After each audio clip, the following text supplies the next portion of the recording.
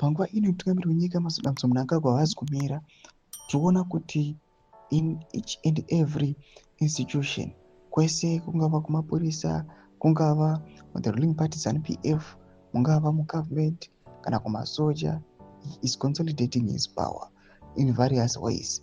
Zarimira mashoko anonyatsoratidza kuti aiwa mutungamiriri wenyika is now ready, and panguva ino anyatsoconsolidata power, achiva panguva ino une mamwe maplaces achiisa maallies ake kunyazomeka sure kuti akawani resistance to subscribe like watomabele like. Takaona mailets akawanda aiwa ema-racial force nema-reassignments to the military, promotions ema-colonels nema-majors nezvimwe zvakasiyana-siyana. The ruling party ZANU-PF tikaona vanhu varipuwa mota, kumapurisa tikaona kuti mota zvekare dziri kudistributiwa kumachiefs, varipuwa mota, varipuwa mari nema-device ane magadgets. Pana paBBC muda nyora nhasi achiti ED to hand over cars to members of the Elders Forum at the State House, meaning yesterday. Saka muchaita sei? Zimbabweans fear to answer this question.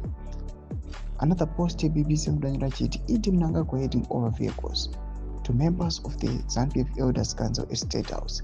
Mukatarisa mota dzacho imota dzemhando yepamusoro, hadzisi kuti mota dze2 cents. Zvinoratidza kuti mutungamiriri wenyika Mazimbabwe Mnangagwa is now serious and he is not backing off. Haasi kuita zvinhu zvemahara.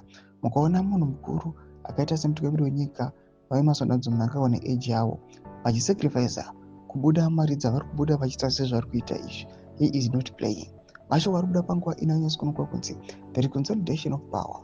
Panguva ino mutungamiriri wenyika is now aiming kune zvaakaima kuti aiwa kana kuri kustay in power, he is aiming kuti aiwa daura mandiripo, kana ito loyalty kuti araramba achisapota ZANU-PF, aiwa he is serious about it. Pazviri kuitika at a time inoonekwa kunzi munyika yeZimbabwe vanhu vari kuchema-chema vachiti ma-economies, mabasa hakuna, vanhu vari kuchema-chema vachiti aiwa infrastructure, maroads, zvinhu zvinoomera zvanaka zvichagadziriswawo rini.